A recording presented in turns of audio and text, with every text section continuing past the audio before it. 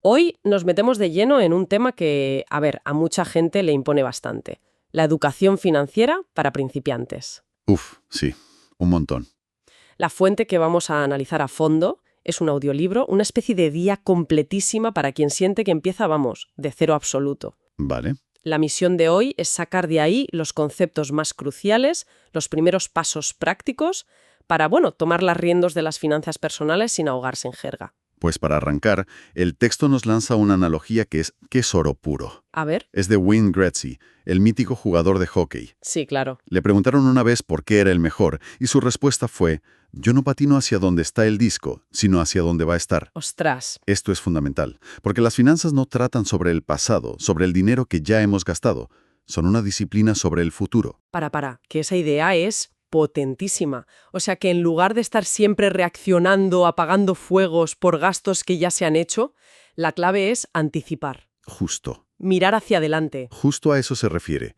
Es dejar de gestionar las finanzas mirando por el retrovisor y empezar a mirar, por el parabrisas, hacia el horizonte. Qué buena imagen. El objetivo es planificar. Planificar hacia dónde va nuestra vida y, por tanto, nuestro dinero para llegar a ese destino mejor preparados. Entendido.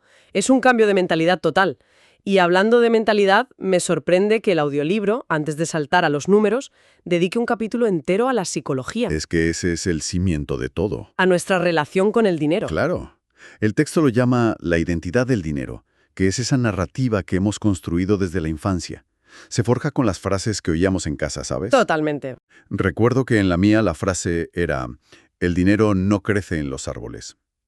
Y me costó años darme cuenta de que aunque no crece, sí se puede cultivar. Claro.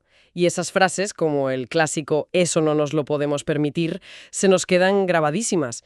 Nos dejan una mochila cargada de lo que el libro llama creencias limitantes. Exacto. Y son muy poderosas. Creer que el dinero es un recurso siempre escaso, o que es algo sucio, o sentir una culpa terrible cada vez que se gasta en algo que no es de primera necesidad. Uf. Esas ideas operan en segundo plano y sabotean cualquier plan que se intente hacer. Entonces, antes de abrir una hoja de cálculo, hay que abrir la mente. ¿Cuál es la propuesta del libro para empezar a desmontar esas creencias? Propone un cambio de perspectiva radical. Ver el dinero como lo que es. Una simple herramienta. Ni buena ni mala. Como un martillo. Exacto. Como un martillo.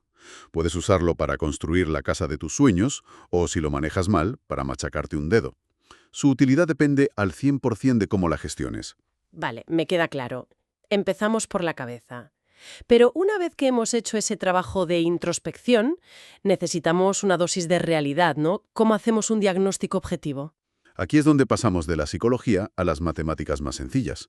El audiolibro propone dos cálculos, dos constantes vitales, para tener una radiografía clara de nuestra salud financiera. Una radiografía. Me gusta. No juzga, solo muestra lo que hay. ¿Cuál es la primera? La primera es el patrimonio neto. La fórmula no puede ser más simple. Activos menos pasivos. Vale. Los activos son todo lo que se posee y tiene valor. La casa, el coche, el dinero en el banco, inversiones. Los pasivos son, las deudas. La hipoteca, el préstamo del coche, tarjetas de crédito. Ojo. Una osa que el libro recalca y que me parece importante.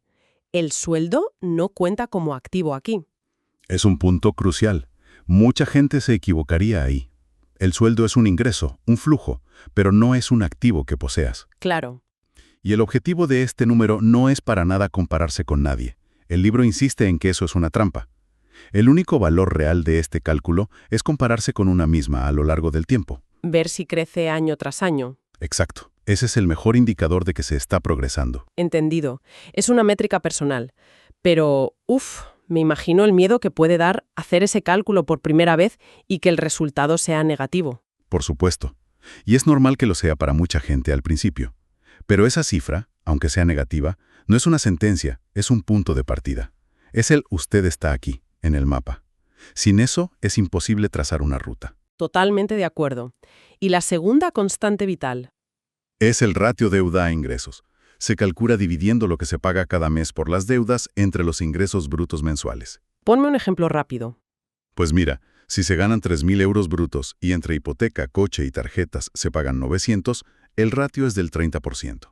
Y aquí el libro sí que da algunas cifras de referencia, ¿verdad? Sí, y son muy útiles. Menciona que los bancos suelen ver con buenos ojos un ratio por debajo del 36%. Vale. Pero el libro va más allá. Dice que para una salud financiera óptima, lo ideal es apuntar a un 20% o menos. ¿Un 20? Sí, un ratio por encima del 40% es una señal de alerta roja. Te dice que gran parte de tu esfuerzo mensual se va solo en mantener deudas, no en construir futuro. Esos dos números son una radiografía, como decías. Te dicen dónde estás. Pero una radiografía no cura. Se necesita un plan. Supongo que aquí entra esa palabra que da tanto pavor, el presupuesto. Esa misma. Y el libro, la verdad, hace un gran trabajo desmitificándola. No es una camisa de fuerza. Es, simplemente, el mapa que te va a llevar desde tu patrimonio neto actual hasta tus objetivos. Y por eso el plan empieza con metas. Exacto. Metas claras, no deseos vagos como «quiero tener más dinero». Claro. Para eso, el texto explica el método SMART, el acrónimo de que los objetivos deben ser específicos, medibles, alcanzables, relevantes y con un plazo. Vale, pongámoslo en práctica.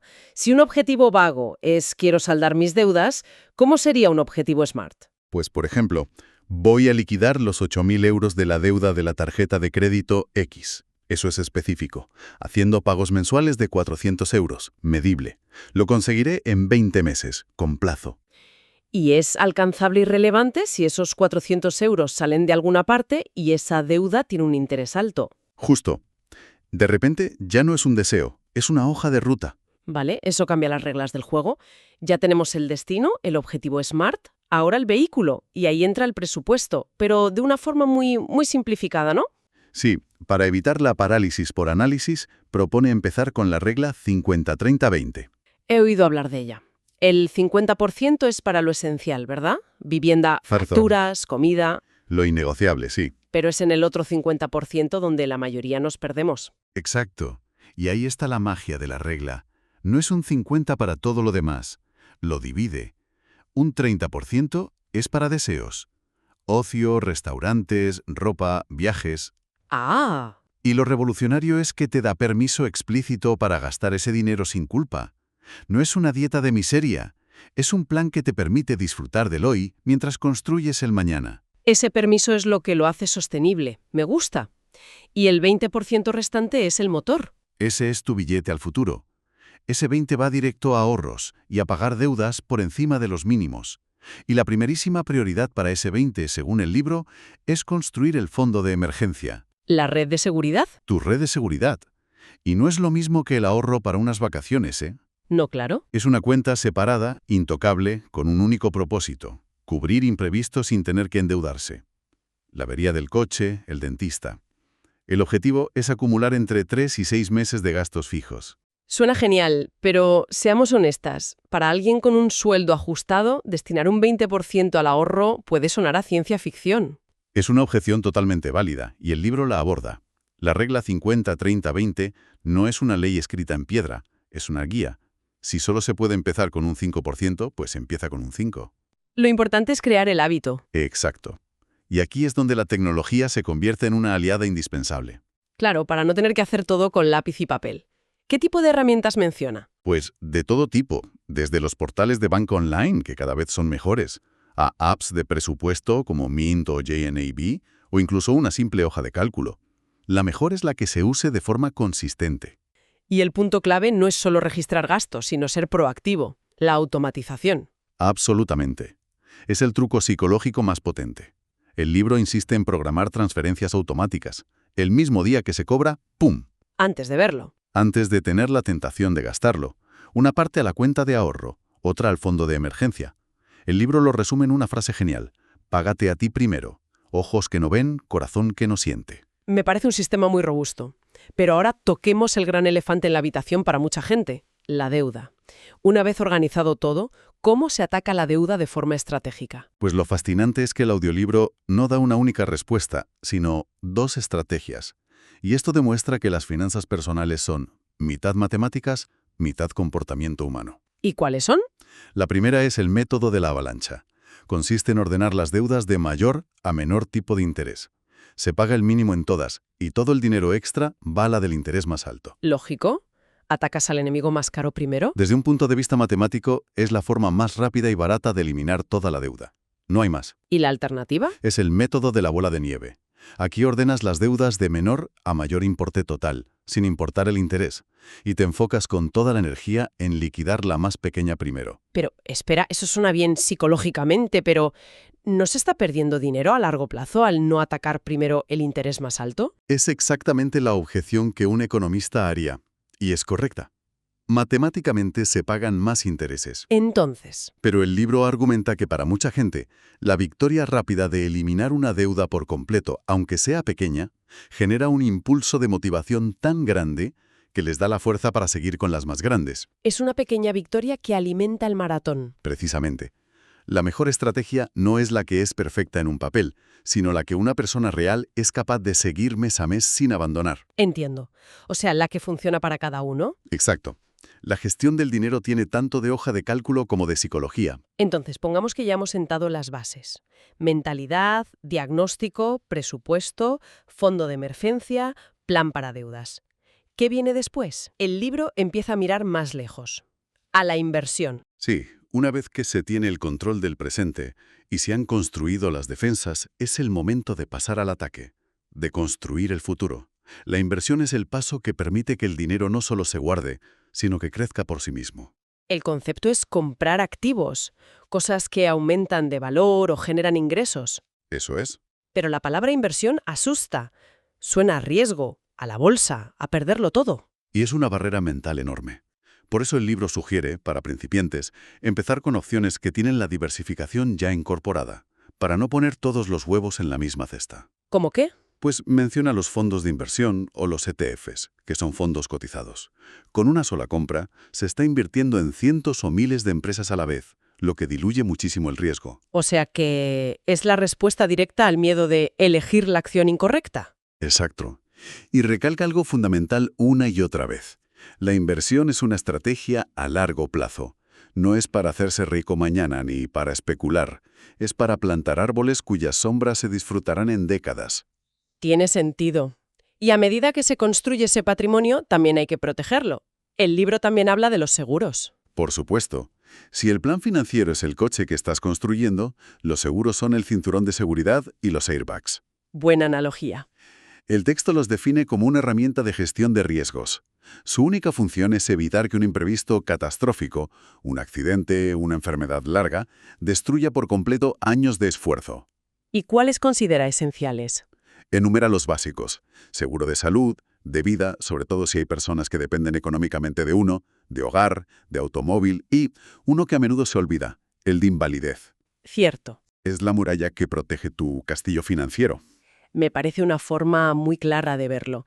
Bueno, para ir cerrando, si tuviéramos que resumir el viaje que hemos extraído de este análisis en pasos concretos. Yo diría que se puede estructurar en 3 grandes fases. La primera, el diagnóstico, que no es solo calcular el patrimonio neto y el ratio de deuda, sino, antes de eso, entender la propia historia con el dinero. La segunda sería la planificación, es decir, transformar esos deseos en objetivos SMART, concretos con fecha, y luego diseñar un plan de gasto sencillo como el 50-30-20, empezando siempre por el fondo de emergencia. Y la tercera, la acción sostenida.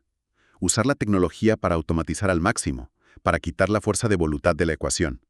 Y si hay deudas, elegir un método, el que sea, avalancha o bola de nieve, y ser constante. Con esas 3 fases, el camino parece mucho menos una montaña imposible de escalar. Y todo esto nos lleva de vuelta al principio, a Wayne Gretzky. El presupuesto, el ahorro, la inversión no son para hacerse rico de la noche a la mañana. No. Son las herramientas que permiten ganar control, obtener seguridad y, lo más importante, empezar a patinar hacia donde va a estar el disco en nuestra vida. Se trata de diseñar activamente el futuro que se desea. Una forma perfecta de cerrar el círculo. Y si me permites, una última idea para la reflexión que se extrae del audiolibro. Hemos hablado mucho de gestionar activamente el dinero. Sí. Pero el texto también introduce el concepto de ingresos pasivos. Así que un pensamiento final para quien nos escucha. Una vez que la base esté sólida, ¿cuál podría ser una pequeña acción a realizar este mismo mes para generar un primer y minúsculo flujo de ingresos pasivos? ¿Interesante? No por la cantidad de dinero, sino por el profundo cambio de mentalidad que supone pasar de solo ahorrar dinero a empezar a hacer que el dinero trabaje para uno.